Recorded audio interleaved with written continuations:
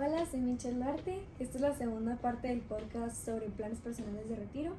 Me gustaría empezar con la pregunta de qué beneficios tienen los PPR. Claro, pues mira, en realidad hay varios beneficios que tienen, principalmente pues que tienes un instrumento formal de ahorro para poder ahorrar para el retiro.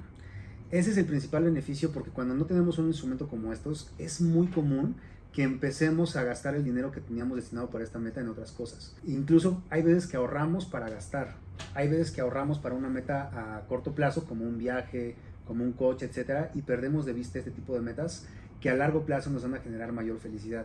Entonces, el primer beneficio sería que es un instrumento formal de ahorro para que el dinero lo tengas junto, guardado y trabajando en vez de que se pueda ir hacia cualquier lugar.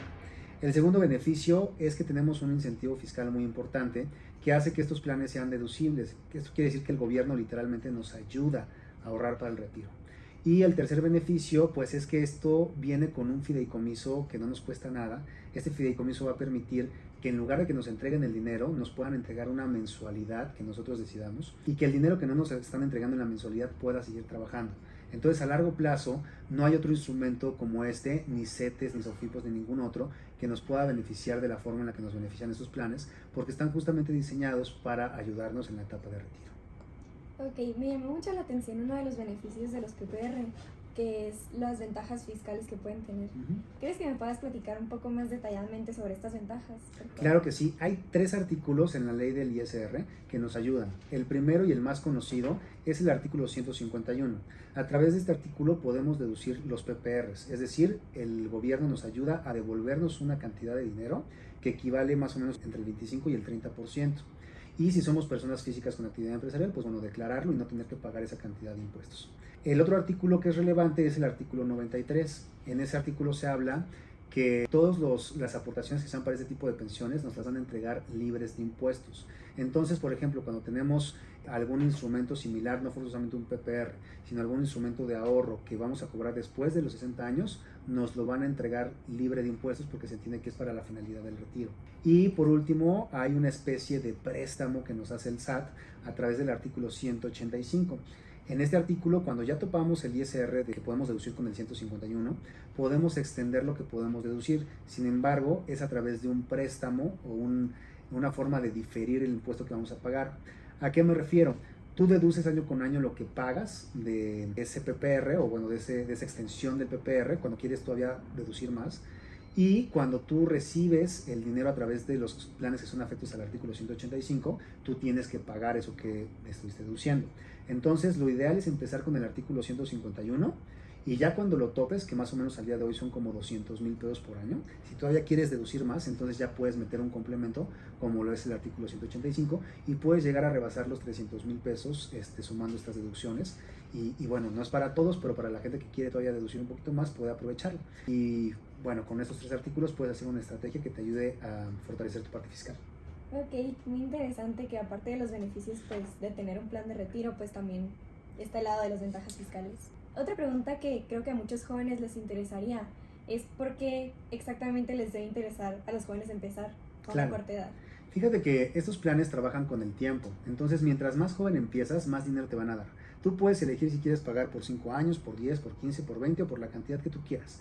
Sin embargo, si tú empiezas a aportar a este tipo de planes a una buena edad, con la misma cantidad de años que aportes y con la misma cantidad, te van a dar muchísimo más dinero que si tú empiezas después. Siempre pongo el ejemplo, si yo empiezo a los 30 y me retiro a los 65, el plan tiene 35 años para trabajar.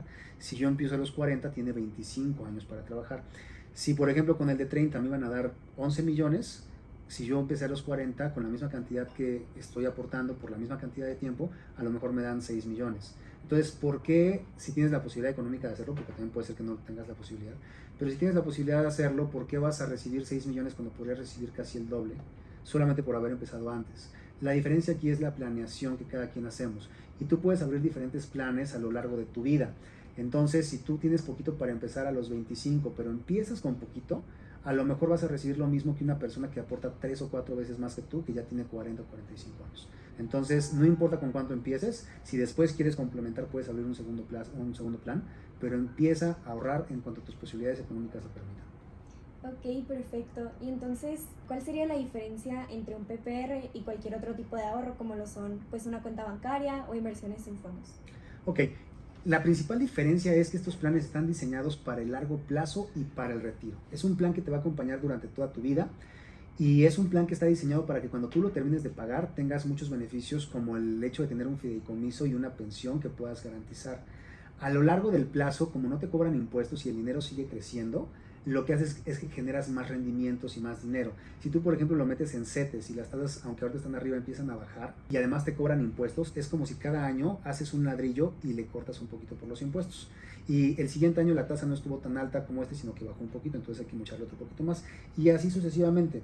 En estos planes que son de renta fija, más o menos te garantizan como un 8% y además no te cobran impuestos. Entonces cada año es como si el ladrillo se hiciera un poquito más grande y el siguiente año te dan el interés sobre lo acumulado, entonces el ladrillo crece un poquito más y así cada año. Entonces como no estás perdiendo impuestos, ni le estás mochando, ni nada, el dinero crece de una forma muchísimo más fuerte a largo plazo. Ok, son muchos beneficios. Entonces, Sí.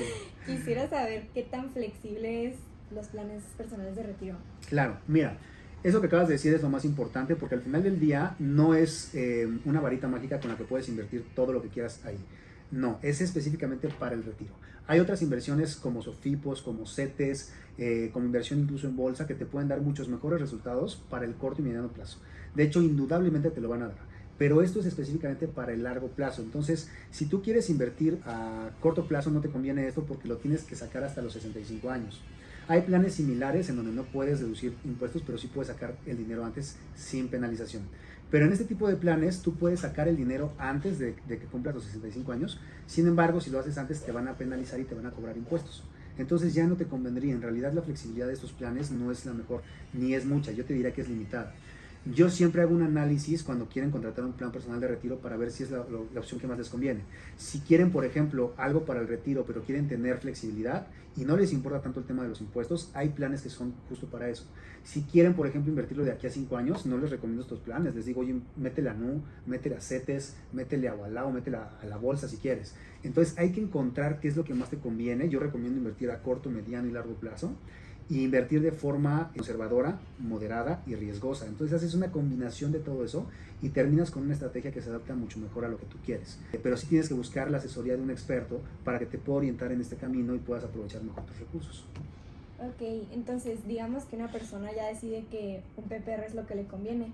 Creo que a muchos les interesaría saber cuál es la diferencia entre los PPRs ofrecidos por aseguradoras, bancos u otras instituciones. Ok, mira, los PPRs en su mayoría se comercializan a través de aseguradoras. Sin embargo, no todas las aseguradoras tienen los mismos planes.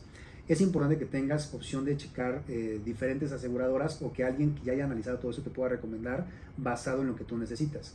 La diferencia es que básicamente cuando lo haces con una aseguradora viene acompañado de un seguro de vida. El porcentaje que te retienen es mínimo. Entonces, si tú, por ejemplo, tienes hijos, es maravilloso, y te digo porque tengo una hija de 1 año y medio, entonces es maravilloso ahorrar para tu retiro y saber que hay una protección ahí para tu hija que te cuesta muy poquito, más o menos es como el 9% de lo que tienen el ahorro de tu plan, y todo lo demás se va para el ahorro de retiro. Entonces son planes que te van a acompañar con este seguro hasta que tú saques el dinero. Cuando tú lo haces a través de otra institución, habría que revisar qué tanto te dan de porcentaje y qué tanto te dan de rendimientos, pero suelen ser muy similares. Y cuando tú lo realizas además con ciertas aseguradoras, puedes meterlo, si no tienes hijos, en lugar de alguna institución que no sea precisamente una aseguradora, pero que no te dé esos rendimientos garantizados, lo puedes meter en planes para invertirlo en bolsa de valores. Entonces, si lo que quieres es un poquito más de riesgo, no necesitas el seguro, con las mismas aseguradoras tienes oportunidad de meterlo a la bolsa de Estados Unidos bajo fondos indexados y entonces tienes la ventaja de tener un dinero que de entrada por estar en la aseguradora es inembargable. Todos los ahorros con aseguradoras son inembargables. Y segundo, pues bueno, que de alguna forma tiene una solvencia económica de la más sólida que hay en México. Es extremadamente difícil que una aseguradora te falle en el pago de estos planes, incluso comparado como bancos. Por ejemplo, en el 2020, Banco FAMSA tronó. Y una aseguradora cuando truena, en México hay 4 casos a lo largo de toda la historia, que es de más de 120 años, pero cuando una aseguradora truena generalmente es absorbida por otra aseguradora y esa aseguradora cubre los compromisos que tenía la anterior. Entonces en realidad es una forma muy segura de ahorrar para el retiro a largo plazo. Ok, bueno, ya que sabemos las diferencias entre las distintas opciones para contratar un PPR, Quisiera saber si es recomendable que los jóvenes comiencen incluso si siguen estudiando. Sí es recomendable y no es recomendable, y esto va a depender de la capacidad económica. Por ejemplo, si eres alguien que ya está estudiando pero que ya genera dinero y lo puedes hacer, yo recomendaría que destines una pequeña partecita, porque la realidad es que vas a tener con muy poquito vas a tener muchísimo rendimiento, pero no es para todos. Si no tienes esa solvencia económica, yo te recomendaría primero que inviertas en ti, que inviertas en tus estudios, que inviertas en cursos, que inviertas en cosas que te vayan desarrollando y que te vuelvan a ti una persona más cara. Si tienes la posibilidad de que tus papás te ayuden con eso y que a lo mejor tú pones, no sé, 500 al mes y ellos ponen 500 al mes y poquito a poquito vas avanzando, entonces bueno, es diferente. Pero lo principal cuando estás en esta etapa yo creo que es prepararte a ti mismo, hacerte de un conocimiento que haga que tu tiempo valga más, y entonces ya después de eso entonces ya puedes voltear a ver este tipo de inversiones sin alocarte, sin quererle meter mucho en poco tiempo, porque tampoco es el caso. Pero bueno, eso ya dependerá del perfil de cada estudiante. Bueno, Carlos, me gustaría saber cuál es la diferencia entre un PPR y una Afore. Ok, fíjate que la Afore es el instrumento que tenemos, que nos dan de cajón, por así decirlo, nos lo dan de base. Todos los trabajadores que están de forma formal reciben una Afore que más o menos es el 6.5% de su salario. Para que tú te des una idea, este 6.5% del salario se da entre el patrón, el gobierno y el trabajador. Sin embargo, la Afore es un mecanismo que ya te dan, y por ejemplo la primera generación que se pensionó de la Afore tuvo un promedio más o menos como de 4.750 pesos al mes. Entonces es una cantidad extremadamente pequeña para vivir. Entonces eso prende las alarmas de todo el mundo y nos hace entender que la Afore no nos va a alcanzar. Más o menos nos va a dar entre un 25 y un 30% de lo que ganamos. Es decir, si tú ganas 30,000 pesos, pues hay que ver si nos va a alcanzar más o menos con unos 6,000, 7,000 pesos, ¿no? El PPR es un instrumento que tú mismo contratas para tú fortalecer ese ahorro para tu retiro. Es decir, la Afore ya la tienes, bien que mal es algo que ya está, siempre y cuando seas trabajador formal, es decir, que estés dado de alta en el IMSS. Y el PPR es algo que haces tú por voluntad. La diferencia también es que los rendimientos que te da la Afore son mucho más pequeños. Los rendimientos que te da el PPR son mucho más grandes. ¿Por qué se da esto? Desafortunadamente, las Afores son administradas por las CIEFORES, que son los instrumentos en los que se invierte, pero están regulados muy estrictamente por el gobierno. Eso hace que la capacidad de generar rendimientos sea muy corta. Y el PPR es administrado por una empresa privada. En la empresa privada obviamente hay un dueño, aunque tengan muchas empresas y muchos trabajadores, hay un dueño que siempre va a buscar que la empresa sea lo más eficiente posible. Entonces eso hace que el rendimiento de los PPR sea muchísimo más alto. Hay infinidad de calculadoras en internet en los que tú dices, oye, ¿cuánto voy a obtener si ahorro en mi Afore con aportaciones voluntarias? ¿Y cuánto voy a obtener si ahorro con mi PPR? Y siempre el del PPR es extremadamente mayor, ¿no? Entonces los dos son deducibles de impuestos, las aportaciones voluntarias de la Afore son deducibles de impuestos igual que el PPR. Sin embargo, a largo plazo la cantidad que vas a recibir es determinante si la metes en un lado o en otro. Tomando en cuenta eso, ¿esa sería la única como diferencia entre hacer aportaciones voluntarias a la Afore o meterlo a un PPR? Sí, básicamente sí, porque las dos son deducibles de impuestos y porque las dos están diseñadas justamente para que ahorres para el retiro. La diferencia adicional que podríamos complementar es que el PPR te da un seguro de vida. Entonces, si tienes hijos y demás, es súper interesante porque tienes un seguro de vida que te acompaña por el simple hecho de estar ahorrando para tu retiro. Entonces, si llegas a fallecer antes, además de que dan el ahorro que llevabas, te dan lo del seguro de vida, que es extremadamente superior a lo que tenías ahorrado. Y con la Afore pues no sucede esto, únicamente dejas un beneficiario y le entregan el ahorro que habías acumulado hasta ahí. La parte vital y más importante es la cantidad de dinero que te van a dar. El PPR siempre en todas las calculadoras que puedas hacerlo te va a dar muchísimo más que lo que te puede entregar la Afore. Ok, muy interesante. Cambiando un poco de tema, me gustaría saber cuál es la diferencia entre ahorrar para el retiro en SOFIPOS como lo son NU y pues en un PPR. La diferencia es que todas las OFIPOS están diseñadas para el corto plazo, si acaso para el mediano, y el PPR está diseñado para el largo plazo. Entonces, por ejemplo, si tú ahorras con NU en vez de ahorrar con un PPR, no puedes deducir impuestos. Con un PPR vas a retornar entre el 25 y el 30% de lo que ahorraste. Luego, NU te va a entregar todo tu dinero en cuanto quieras sacarlo. Un PPR te lo puede dar a través de una pensión. Un PPR te puede dar ese dinero que tú quieres a través de una pensión y el resto del dinero sigue trabajando y sigue generando rendimientos. Te administran. Si tú tienes NU y ya estás en el retiro, de repente no te administras bien y la lana ya no te alcanzó para vivir 20, 25 años. En un PPR sí, porque te lo administran a través de un fideicomiso. Y por último, un PPR tiene este seguro de vida que no tiene NU. Entonces, si tú llegas a fallecer, igual que con CETES, NU no te va a dar nada y un PPR te va a dar ese seguro de vida que te estuvo acompañando durante toda tu trayectoria. Hay que entender que NU es excelente para invertir, pero a corto plazo. Y un PPR es excelente para invertir a largo plazo. Entonces, con la cantidad que tú quieras ahorrar e invertir mes a mes, puedes destinar una parte a NU y otra parte a tu PPR. Entonces la diferencia principal es que en Sofipos, como no son NU, es más a corto plazo y tú puedes sacar ese dinero cuando tú quieras. Es correcto. Y otra diferencia importante es que las Sofipos tienen un seguro que se llama Seguro Prosofipo, que protege hasta 208,000 pesos. Entonces, 208,000 pesos, pues obviamente no te van a alcanzar para 20 años o 25 años de vivir.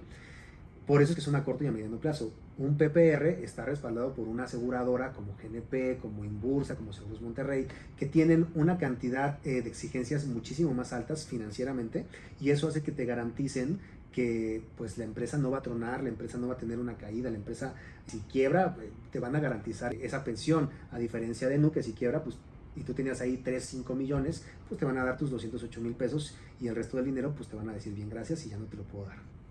Ok, muy interesante.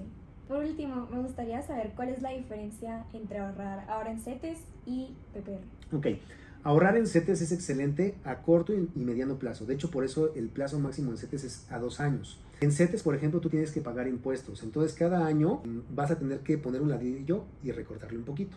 Pones otro ladrillo y recortas otro poquito. En los PPRs, como no te cobran impuestos, literalmente deduces entre el 25 y el 30%, entonces ya de entrada de ahí ya le ganaste un 25-30% a CETES. Y en segundo lugar, no te cobran impuestos, entonces el ladrillito entra completo y con el interés completo el siguiente año crece un poquito más y el siguiente año más y así sucesivamente. Además, al finalizar el plazo del PPR, te pueden generar este fideicomiso para que te lo estén entregando a lo largo de rentas. Entonces te pueden dar 20, 25 años, incluso hay unos planes para rentas vitalicias, para que tú tengas un fideicomiso que te garantice que te van a dar ese dinero. En CETES no, en CETES tú te lo vas administrando. Bueno, sería todo por el día de hoy. Las preguntas me parecen muy interesantes y estoy segura que todos los que están viendo este podcast también les van a ser de mucha utilidad. Pues muchas gracias por recibirme, Carlos, y nos vemos a la próxima. Gracias a ti, Michelle, y un saludo a todos los amigos del TEC de Monterrey.